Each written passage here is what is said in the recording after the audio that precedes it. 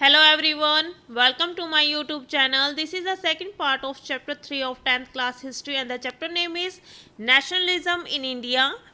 In this video, I will explain three more topics. The first is different strands within the movement. Second is non-cooperation movement and the last topic is towards civil disobedience. The first topic is different strands within the movement. Gandhi ji ने 1920 में non cooperation movement को start कर दिया था और उस movement को different areas में डिफरेंट वेज से लिया गया था. द नॉन कॉपरेशन खिलाफत मूवमेंट बिगेन इन जनवरी 1921. जनवरी 1921 में गांधी जी ने नॉन कॉपरेशन खिलाफत मूवमेंट शुरू की थी हिंदू और मुस्लिम लीडर्स के साथ. Very social groups responded to the call of Swaraj and the movement unfolded in the following manner. और सोसाइटी के डिफरेंट सोशल ग्रुप्स ने इसमें अपना पार्टिसिपेशन किया था कॉल ऑफ स्वराज के लिए, यानी कि पूर्ण स्वराज के लिए उन्होंने अपना पार्टिसिपेशन किया. And the movement unfolded in the following manners. और जो ये मूवमेंट थी ये डिफरेंट एरियाज में डिफरेंट मैनर से इसको लिया गया था. The first is the movement in the towns, कि टाउन्स में नॉन कॉपरेशन मूवमेंट में किसने पार्टिसिपेशन किया था और किस तरह से लिया था.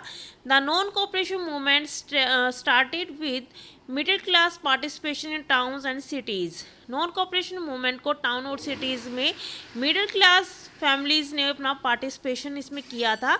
The following are the interesting facts relating to this moment in towns and cities. तो यहाँ पर कुछ पॉइंट्स दिए गए हैं जिसमें दिखाया गया है, बताया गया है कि नॉन कॉपरेशन मूवमेंट्स को किस तरह से लिया गया था. The first is thousands of students left there schools and colleges. Headmasters, teachers and lawyers gave up their jobs. Non cooperation movement में थाउजेंड ऑफ स्टूडेंट्स ने स्कूल्स कॉलेजेस को छोड़ दिया था. हेडमास्टर, टीचर्स और जो लॉयर्स थे, वकील थे, उन्होंने अपनी जॉब को छोड़ दिया था. The council elections were boycott in most of states except Madras due to gain power with the help of the council. और काउंसिल इलेक्शंस का उसको अपोज किया गया था, बायकाट किया गया था.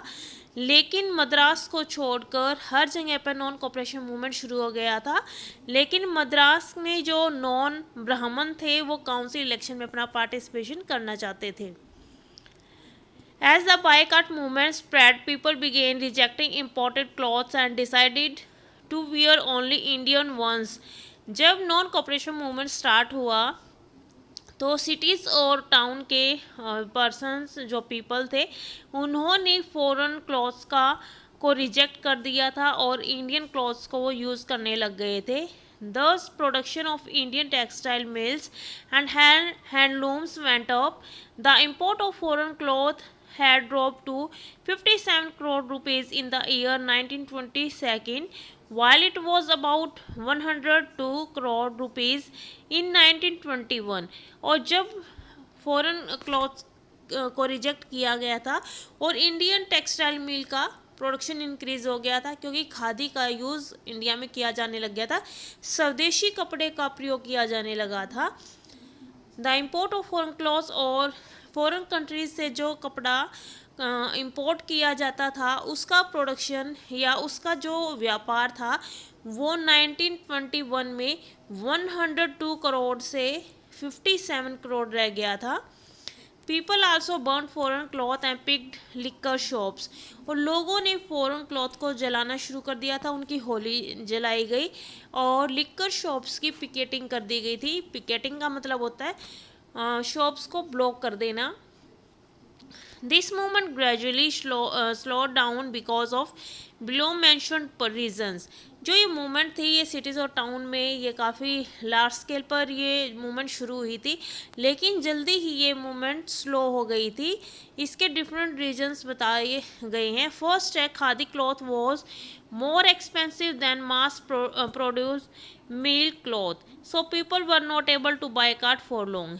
खादी कपड़ा हाथ से बनाया जाता था, उसकी लेबर कॉस्ट ज़्यादा आती थी और वो एक्सपेंसिव था, इसीलिए जो मिल में जो कपड़ा बनता था वो चीप रेट का था. और जो पीपल थे, जो गरीब लोग थे, उन्होंने वो काफ़ी लंबे टाइम तक फ़ॉरेन क्लॉथ के साथ बायकॉट नहीं कर सके और उन्होंने उसका दोबारा से फ़ॉरेन क्लॉथ को वो यूज़ करना उन्होंने शुरू कर दिया था। The lack of Indians schools, colleges, and judicial machinery was also a problem. Students and teachers were forced to go back to government schools and lawyers joined back the government courts. तो यहाँ पर क्या था कि जो Indians students ने school colleges में जाना छोड़ दिया था, प्रोफेसर टीचर्स ने अपनी जॉब को छोड़ दिया था, तो उसी लेवल पर उतनी ही संख्या में इंडिया में गवर्नमेंट स्कूल्स और कॉलेजेस को ओपन करना था, लेकिन जो कंस्ट्रक्शन था वो इस लेवल पर नहीं था। इसीलिए स्टूडेंट्स ने दोबारा से स्कूल कॉलेज में जाना शुरू कर दिया और टीचर्स, प्रोफेसर्स और जो वकील थे उन्होंने भी अपनी गवर्नमेंट जॉब पर जाना स्टार्ट कर दिया था। इस तरह से सिटीज़ और टाउन्स में नॉन कॉपरेशन मूवमेंट स्लो पड़ गया था। The next is rebellions in the country side, कि जो गांव का जो एरिया था, गांव में ये जो मूवमेंट थी ये किस तरह से चली थी। From the cities the non cooperation movement spread to the countryside and grew into its world the struggles of peasants and tribals. The two important struggles are, तो यहाँ पर जब सिटीज़ में और टाउन्स में नॉन कॉपरेशन मूवमेंट स्प्रेड हो गया था, लार्ज स्केल पर ये शुरू हुआ था, उसके बाद गाँव में भी जो किसान थे और ट्राइबल्स यानी कि जो जंगलों में जो लोग रहते हैं जनजाति, उन्होंने भी मूवमेंट्स को शुरू कर दिया था। उन्होंने भी अपना पार्टिसिपेशन नॉन कॉपरेशन मूवमेंट में किया था। The first is peasant movement of Awadh. Awadh के किसानों ने नॉन कॉपरेशन मूवमेंट में किस तरह से पार्टिसिपेशन किया। This movement had started in Awadh prior to the launch of non cooperation movement. Important facts related to this movement are as follows. Awadh में non cooperation movement start हुआ था, जो वहाँ पर किसान थे उन्होंने ये मूवमेंट लार्ज स्केल पर शुरू कर दी थी। Baba Ramchandra, a former indentured laborer in Fiji and a sannyasi at present lead the peasants in Awadh। बाबा रामचंद्र ये पीजेंट थे, ये किसान थे। तो यहाँ पर इंडेंजर्ड लेबर होता है गिरमिटिया मजदूर, और गिरमिटिया मजदूर किसको बोला जाता है कि ब्रिटिशर ज़बरदस्ती लोगों को इंडिया से पकड़कर इंडिया से डिफरेंट कॉन्टिनेंट्स पर उनको लेकर जाते थे और उनसे ज़बरदस्ती जो बाग थे वहाँ पर या खेतों में काम करवाया जाता था और उनको 5-6 साल के लिए वहाँ पर बंदी बनाया जाता था। उनको कहीं आने जाने की परमिशन नहीं दी जाती थी। इसी को इंडेंजर्ड और गिरमिटिया मजदूर बोला जाता है। तो बाबा रामचंद्र ये फिजी में इन्होंने गिरमिटिया मजदूर के रूप में काम किया था। ये एक सन्यासी थे और ये अवध के किसानों के लीडर थे। The moment was against high revenue demanded by Talukdar and landlords. तो यहाँ पर अवध में तालुकदार और जो लैंडलॉर्ड्स थे उन्होंने वो किसानों से हाई रेवेन्यू की डिमांड करते थे। उनके ऊपर टैक्स लगाया जाता था, लगान उनसे वसूला जाता था। Peasants demanded reduction of revenue, abolition of bagar and social boycott of progressive landlords. तो यहाँ पर क्या था कि जो पीजेंट्स थे वो किस चीज़ की डिमांड कर रहे थे कि रिवेन्यू को ख़त्म कर दिया जाए और बेगार को भी ख़त्म किया जाए। यहाँ पर जो बेगार वर्ड है इसका क्या मीनिंग है कि किसानों को बंदी बनाकर उनसे फ्री में काम करवाया जाता था। तो जो लैंडलॉर्ड्स थे उनके भी अगेंस्ट हो गए थे, उनका ये किसान विरोध कर रहे थे। इन many places nai dhobi bandhs were organised by panchayats to deprive the landlords of the service of barbers and the washerman. तो यहाँ पर गांव में पंचायत बैठाई गई थी और पंचायत में क्या डिसीजन लिया गया था कि जो नाई धोबी फैसिलिटीज़ बड़े लोगों को, लैंडलॉर्ड्स को जो प्रोवाइड करवाई जाती है उनको बंद कर दिया जाए। इन अक्टूबर 1920 द अवध किसान सभा was setup headed by Jawaharlal Nehru, Baba Ramchandra and few others. तो यहाँ पर एक इम्पोर्टेंट क्वेश्चन बनता है कि जो अवध किसान सभा है उसको किसने ऑर्गेनाइज किया था या उसको किसने एस्टेब्लिश किया गया था? अक्टूबर 1920 में जवाहरलाल नेहरू, बाबा रामचंद्र और कुछ जो वहाँ के लोग थे, लोकल पर्सन थे, उन्होंने इस सभा का गठन किया था, कमेटी को बनाया था। When the non-cooperation movement was started in 1921, the Congress tried to integrate it with the Awadh Pigeon struggles.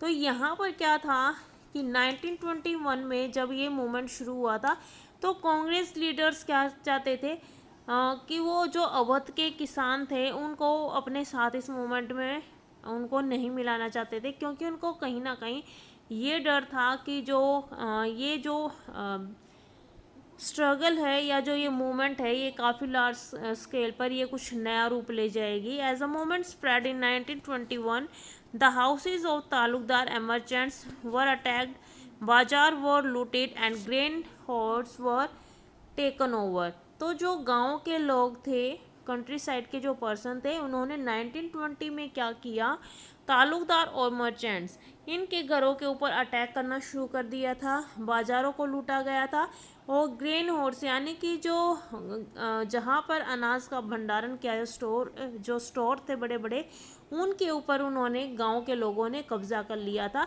The local leaders told the peasants that Gandhi ji had declared that no taxes were be paid and land was be redistributed among the poors. तो यहाँ पर जो leaders थे, peasant leaders, उन्होंने गांधी जी का नाम लेकर ये कहा कि गांधी जी ने डिक्लेयर कर दिया है कि अब उनको तालुकदारों को और लैंडलॉर्ड्स को टैक्स पे नहीं करना और उनकी जो लैंड है उनको पुअर पीपल में रीडिस्ट्रीब्यूट किया जाएगा। The Congress leadership was thus unhappy on how event of this movement were unfolded। तो यहाँ पर जो कांग्रेस लीडर थे वो इस चीज़ को लेकर खुश नहीं थे, क्योंकि जो ये मूवमेंट था ये कुछ अलग ही रूप लेकर ये शुरू हुआ था।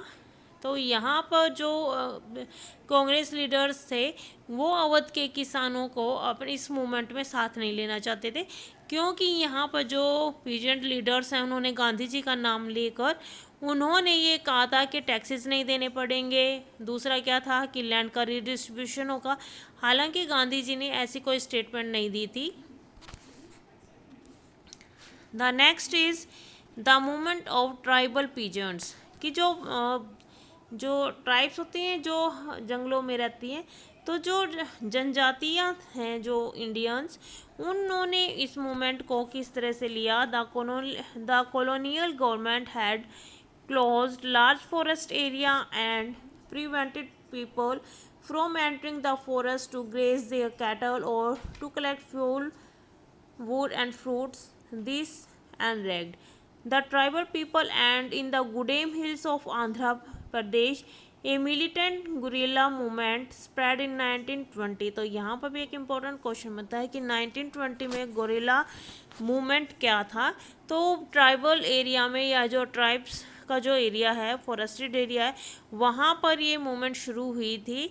और यहाँ पर भी क्या था कि जो ब्रिटिशर हैं उन्होंने ट्राइब्स के ऊपर टैक्सेस लगा दिए थे, उनको फॉरेस्ट एरिया में एंटरिंग के लिए क्लोज कर दिया था, उनको एंट्री नहीं दी जा रही थी।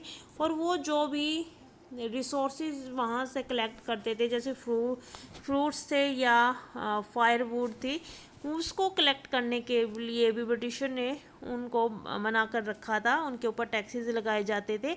इसीलिए गुरिल्ला मूवमेंट शुरू हुआ था 1921 में। गुडेम हिल्स हैं ये आंध्र प्रदेश में, वहाँ पर ये मूवमेंट शुरू हुई थी।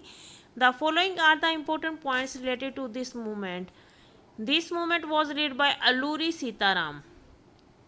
जो गुडेम हिल्स में गोरिल्ला मूवमेंट हुई थी, ये इसका किसको लीड, इसने अलूरी सीताराम ने इसको लीड किया था। He was inspired by Gandhi ji and persuaded people to wear khadi and give up drinking and participate in the non cooperation movement, but at the same time he also felt that India could be liberated only by the use of force and not now violence। तो यहाँ पर जो ये थे अलूरी सीताराम गांधी जी से inspire थे और उन्होंने लोगों को जो ट्राइब्स से उनको इंस्पायर किया था, उनको मोटिवेट किया कि वो खादी कपड़े का यूज़ करें और लिकर का वो उसको छोड़ दें, जो ड्रिंकिंग वो करते थे उसको वो छोड़ दें। Participate in the non cooperation movement, non cooperation movement में अपना पार्टिसिपेशन करें। उसके बाद लेकिन जो अलूरी सीताराम है उनका क्या मानना था कि इंडिया में जो फ्रीडम आएगी, जो आज़ादी आएगी, वो नॉन वायोलेंस से नहीं बल्कि फोर्सफुली आएगी, यानी कि हमें उसके लिए प्रयत्न करना पड़ेगा, उसके लिए हमें मूवमेंट चलानी पड़ेगी, अंग्रेज़ों का विरोध करना पड़ेगा, ये चुपचाप हमें आज़ादी नहीं मिल सकती। The Gudem rebels attacked people police stations and attempted to kill British officers and carried on guerrilla warfare to achieve swaraj. तो गुडेम हिल्स में ट्राइब्स ने पुलिस स्टेशंस के ऊपर अटैक कर दिया था और कई ब्रिटिशर्स को वहाँ पर मार दिया गया था। और जो गुरिल्ला जो पीजेंट्स थे यानी जो ट्राइब्स थी, उन्होंने पूर्ण स्वराज के लिए इस मूवमेंट को शुरू किया था। Raju was captured and executed in 1924 and over time he became a folk hero. तो अलूरी सीताराम को 1924 में पकड़ा गया था और उसको फांसी दे दी गई थी, लेकिन वो अपने लोगों में एक फोल्क हीरो के रूप में वो बनकर उभरे थे। The next is Swaraj in the plantation. कि प्लांटेशन यानी कि जहाँ पर जो बागान किसान थे, उन्होंने स्वराज को किस तरह से लिया था। The plantation workers Two had their own understanding of Mahatma Gandhi call for non-cooperation movement and Swaraj for the workers in tea gardens of Assam. The event unfolded in the following manners कि जो plantation workers थे उन्होंने वो भी गांधी जी से inspire थे और उन्होंने भी इस मूवमेंट में गांधी जी का साथ दिया था। जहाँ पर टी गार्डन से वहाँ के वर्कर्स ने असम में गांधी जी के नॉन कॉपरेशन मूवमेंट में अपना पार्टिसिपेशन किया था। पर plantation workers in Assam were not allowed to leave the tea gardens without permission and in reality were bound there under the Inland Immigration Act of 1859। Immigration according 1859 के according जो workers थे वो असम में टी गार्डन्स को बिना किसी permission के छोड़ नहीं सकते थे। When they heard of the non cooperation movement, thousands of them defied the authorities and left the plantation and moved towards home। और जब वहाँ पर लोगों ने जो टी गार्डन में जो वर्कर्स काम करते थे, जब उन्होंने नॉन कॉपरेशन मूवमेंट के बारे में सुना तो उन्होंने भी इस मूवमेंट में अपना पार्टिसिपेशन करने के लिए वो राज़ी हो गए थे, क्योंकि उन्हें उनके लिए जो आज़ादी का मीनिंग था वो क्या था। क्या उनके लिए आज़ादी का मीनिंग था उनके घर में उनको जाना है, क्योंकि टी गार्डन्स में उनको ज़बरदस्ती वहाँ पर रोका जाता था, उनको घर जाने की परमिशन नहीं दी जाती थी। But they never reach there destination, they were caught by police and beaten brutally. तो वहाँ पर जो टी गार्डन्स वर्कर्स थे वो इस मूवमेंट के लिए वहाँ से चल पड़े थे टी गार्डन से, लेकिन वो पकड़े गए और पुलिस ने उनको काफ़ी बुरी तरह से उनको मारा पीटा गया था। Non-cooperation movement ends. The event which unfolded in the movement were not envisioned by the Congress or even by Mahatma Gandhi. Thus, in February 1922, Gandhi ji called off the non-cooperation movement because of the following reasons। तो यहाँ पर जो non cooperation movement था वो अलग अलग stages पे शुरू हुआ था, लेकिन जो कांग्रेस के नेता थे और महात्मा गांधी जी थे वो इस मूवमेंट को जो ये मूवमेंट थी यहाँ पर वो जो मूवमेंट थी उनके अनुसार नहीं चली थी, इसीलिए उन्होंने इस मूवमेंट को बंद कर दिया था। 1922 में गांधी जी को रियलाइज़ हुआ कि जो ये मूवमेंट है इसको बंद कर देना चाहिए, क्योंकि उन्होंने जो प्लानिंग की थी उसके प्लानिंग के अकॉर्डिंग ये मूवमेंट नहीं चली थी। At Chaura Chauri in Gorakhpur 22 policemen and 3 civilians were burned by a mob. तो चोरा चोरी ये गोरखपुर में एक प्लेस है, सिटी है, जहाँ पर 22 पुलिसमैन और 3 सिविलियंस को जला दिया था। मॉब होता है भीड़, भीड़ ने इनको जिंदा जला दिया था। Gandhi ji feel that before a mass struggle satyagrahis were required to be properly train. तो यहाँ पर गांधी जी को क्या लगा कि जो सत्याग्रही हैं, जो नेशनलिस्ट हैं, उनको प्रॉपरली पहले ट्रेन करना चाहिए। Within the Congress some leaders were tired of mass struggles and wish to participation in the provincial council setup under the government of India act 1919। और जो कांग्रेस के नेता थे वो भी थक चुके थे और इसीलिए उन्होंने काउंसिल, जो ये एक्ट था 1919 में इलेक्शन होने थे, उनमें वो पार्टिसिपेशन करने के लिए तैयार हो गए थे। C R Das and Motilal Nehru form the Swaraj party to return to council politics and young leaders like Jawaharlal Nehru and Subhash Chandra Bose pressed for more radical movement for complete independence. तो सी आर दास और मोतीलाल नेहरू ने स्वराज पार्टी का यहाँ पर गठन किया था, उस कमेटी को बनाया था। लेकिन जो यंग लीडर्स थे जवाहरलाल नेहरू और सुभाष चंद्र बोस, वो पूर्ण स्वराज चाहते थे, पूर्ण रूप से आज़ादी चाहते थे, ये रेडिकल्स थे। तो यहाँ पर इनको ये था कि विरोध करने से या लड़ाई करने से उनको आज़ादी मिलेगी, तो वो ब्रिटिशर के अगेंस्ट थे। लेकिन सी आर दास और मोतीलाल नेहरू ये क्या चाहते थे कि काउंसिल इलेक्शंस में जाकर ही वो इनके अगेंस्ट, ब्रिटिशर के अगेंस्ट कोई पॉलिसी बना सकते हैं। Towards civil disobedience, the Indian economy was facing the economic consequences of the Great Depression in the late 1920s and pay their revenues। तो यहाँ पर क्या था कि 1914 से 1918 तक सेकेंड वर्ल्ड वॉर हुआ था, ग्रेट डिप्रेशन था, इकोनॉमिक डिप्रेशन था। उसके साथ साथ जो किसान थे, जो लोग थे, वो टैक्सेस पे कर रहे थे। In 1930s, the countryside was in turmoil, and against this background, a statutory commission was constituted by the Tory government। 1930s में countryside के जो लोग थे उन्होंने नॉन कोऑपरेशन मूवमेंट में साथ दिया था। तो इन सब चीज़ों को दबाने के लिए, इन मूवमेंट्स को दबाने के लिए एक स्टैट्यूटरी कमीशन को बनाया गया था। टोरी गवर्नमेंट ने इसको बनाया था। The statutory commissioner was formed under the chairmanship of Sir John Simon and was therefore referred to as Simon Commission। तो जो स्टैट्यूटरी कमीशन, जो कमिश्नर थे, यहाँ पर उसके चेयरमैन थे सर जॉन साइमन।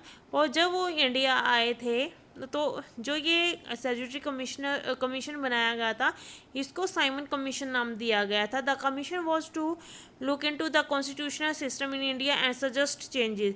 तो जो ये कमीशन बनाया गया था, इसके अकॉर्डिंग इंडिया में कॉन्स्टिट्यूशन सिस्टम को बनाना था और उसमें क्या क्या चेंजेस लाने हैं उस चीज़ की प्लानिंग करनी थी। लेकिन वो किसके अंडर करनी थी? सर जॉन साइमन के अकॉर्डिंग ही कॉन्स्टिट्यूशन में चेंजेस लाने थे। But the commission didn't have even a single Indian members. लेकिन यहाँ पर कॉन्स्टिट्यूशन बनाने के लिए इस कमीशन में कोई भी एक भी सिंगल इंडियन नहीं था। इसीलिए गांधी जी ने सिविल डिसओबीडियंस मूवमेंट को यहाँ पर शुरू किया था। The outrage the Indians and when Simon Commission arrived in India in 1928, it was greeted with the slogan "Go back, Simon." In order to place the Indians, Lord Irwin announced a vague offer of dominion status for Indians and a round table conference to discuss a future condition। तो यहाँ पर क्या था, जब 1928 में Simon commission India आया तो उसका विरोध किया गया था, नारे लगाए गए थे कि बैक गो साइमन, के साइमन वापस लौट जाओ।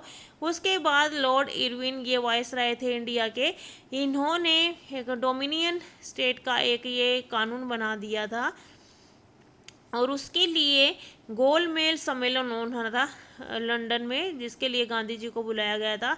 Jawaharlal Nehru and Subhash Chandra Bose were not satisfied, and in December 1929, under the presidency of Jawaharlal Nehru, the Lahore Congress formalized the demand for पूर्ण स्वराज। लेकिन यहाँ पर जवाहरलाल नेहरू और सुभाष चंद्र बोस इस चीज़ के लिए खुश नहीं थे, इसलिए उन्होंने दिसंबर 1929 में लाहौर में एक सेशन हुआ और उस सेशन में पूर्ण स्वराज की मांग रख दी गई थी, यानी कि आधारशिला रख दी गई थी। It was declared that 26 January 1930 would be celebrated as independence day. तो यहाँ पर जो लाहौर सेशन हुआ था दिसंबर 1929 में, वहाँ पर क्या डिसीजन लिया गया कि 16 जनवरी 1930 में वो अपने देश को स्वतंत्र भारत के रूप में वो घोषित कर देंगे, इंडिपेंडेंस डे के रूप में उसको मनाया जाएगा। This didn't attract enough attention, लेकिन जो ये इस तरह का जो मूवमेंट थी, जो काम था, इसने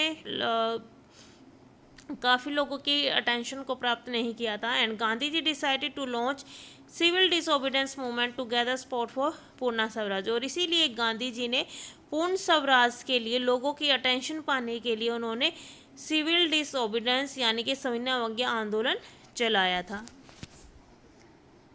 thank you very much for watching.